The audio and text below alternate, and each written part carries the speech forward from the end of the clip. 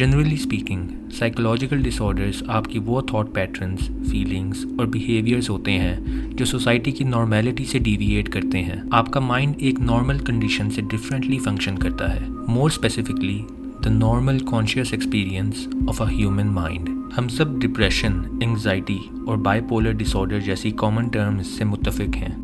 लेकिन अगर मैं आपको एक ऐसी बीमारी का बताऊं जिसमें आप अपने ही वजूद को रिजेक्ट कर देते हो और समझते हो कि आप हयात नहीं हो, जहां बात मेंटल इलनेस की आती है, things can get very serious. और इसी वीडियो में we will talk about 5 of the most weirdest and terrifying psychological disorders.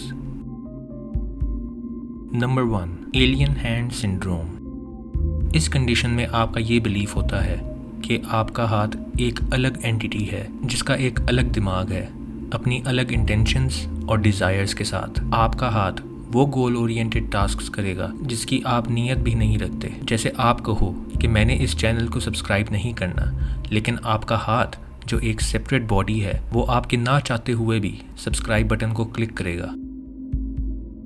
You feel like your hand is possessed और controlled by an external force, और ये आपको बहुत से डेंजरस एक्शंस की तरफ लेकर जा सकता है।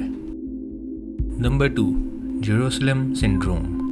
ये कंडीशन मोस्टली उन लोगों में पाया जाता है जो रिलीजियसली या स्पिरिचुअली बहुत ऑब्सेस्ड होते हैं। जैसे नाम से जाहिर होता है, जेरूसलम सिंड्रोम लोगों को ये यकीन दिलाता है कि वो कोई बिब्लिकल फिगर या मिसाया हैं जब वो जेरूसलम के शहर में जाते हैं। ये डिल्यूजन इतना सडन और इतना इंटेंस होता है कि उनका बर्ताव बिल्कुल बदल जाता है और वो उधर जाके पैगंबर होने का दावा करते हैं और इस बारे में पब्लिक अनाउंसमेंट्स करते हैं। ऐसा ही मिलता जुलता केस हमें अपने मुल्क में भी नज़र आता है, जहां रिसेंटली एक फैसलाबाद की खातून सना के नाम से, जिन्होंने नाउज़ुबिल्ला ख़त्म नबूवत का दावा किया। नवाजी हुई बंदियां रूहानियत दे साडे नाल कुछ मामलात ने। ऐसे केसेस की डीप अंडरस्टैंडिंग में जाया जाए तो स्किज़ोफ्रेनिया, डिल्यूजन और ग्रैंडियोस पर्सनैलिटी डिसऑर्डर का शुबा सामने आता है। Number 3, Capgras syndrome. ये एक सडन बिलीफ, एक झूठा यकीन होता है कि आपका कोई करीबी दोस्त, पार्टनर या फैमिली मेम्बर एक डुप्लीकेट से रिप्लेस कर दिया गया है, और you can say a clone. ये बिलीफ उनके लिए इतना सच्चा होता है कि किसी भी तरह की एक्सप्लेनेशन, प्रूफ या एविडेंस उनके माइंड को चेंज नहीं कर सकता। कुछ केसेस में बात इतनी एक्सट्रीम हद तक पहुंच जाती है कि वो उस क्लोन से डिस्टेंस रखने लगते हैं और इवन वायलेंस का निशाना बनाते हैं। ये सिंड्रोम मोस्टली ब्रेन डैमेज से पैदा होता है, और स्किज़ोफ्रेनिया, डिमेंशिया और ब्रेन ट्यूमर भी इसकी वजह बन सकती है। चूँकि ये कंडीशन बहुत रेयर है, इस पर स्टडीज़ काफ़ी कम हुई हैं और इस बीमारी को फुली अंडरस्टैंड करना बहुत मुश्किल है। Number 4, dissociative identity disorder. इस डिसऑर्डर में एक ही बंदा 2 या 2 से ज़्यादा आइडेंटिटीज़ रखता है जिनकी पर्सनैलिटी एक दूसरे से बिल्कुल मुख्तलिफ होती है। और यही नहीं, इन सब आइडेंटिटीज़ की memory, sense of past, taste और प्रेफरेंसेस भी डिफरेंट होती हैं।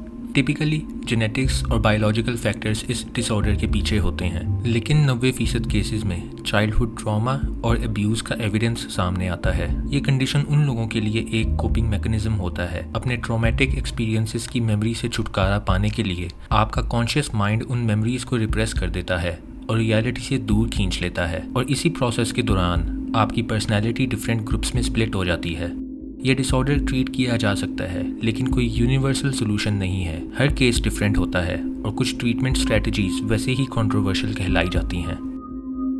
Number 5, Cotard's syndrome. ये एक ऐसी खौफनाक कंडीशन है जिसमें आपको लगता है कि आप मर गए हो या मर रहे हो, और you can say you simply do not exist. आपको ये भी फील होता है कि आपकी बॉडी के कुछ पार्ट्स मिसिंग हैं, और इसी वजह से आप खुद को शदीद तकलीफ पहुंचाते हो और ख़ुद को भूखा रखते हो, because in their mind they are dead. ये बीमारी इतनी सीवियर हो सकती है कि कुछ केसेस में लोग खुद को मोर्ग में एडमिट कर देते हैं। कॉटार्ड सिंड्रोम को स्टडी करना निहायत मुश्किल काम है, और जितने भी केसेस पाए गए हैं उनको भी पूरी तरह स्टडी नहीं किया जा सकता। ज़्यादातर केसेस में पता चला है कि प्री एग्जिस्टिंग डिसऑर्डर्स जैसे डिप्रेशन, स्किज़ोफ्रेनिया इसकी वजह बन सकते हैं, और साथ ही ब्रेन स्ट्रोक, ब्लड क्लॉटिंग और traumatic head injury. Exactly how, why and what way this response occurs is still largely unknown. ये सब मेंटल डिसऑर्डर्स हमें एक स्टेबल माइंड के बारे में क्या बताते हैं, हमारे अपने बारे में क्या बताता है, और how we look at things. What does it say about how fragile reality is and how powerful and mysterious human mind can be. Problem ये है कि ये देखना बहुत मुश्किल है कि क्या असल है और क्या जाली, क्योंकि आप अपने जहन को छोड़ नहीं सकते और किसी और के जहन में झांक नहीं सकते. And you are trying to define normalcy in a world that does not know what that is.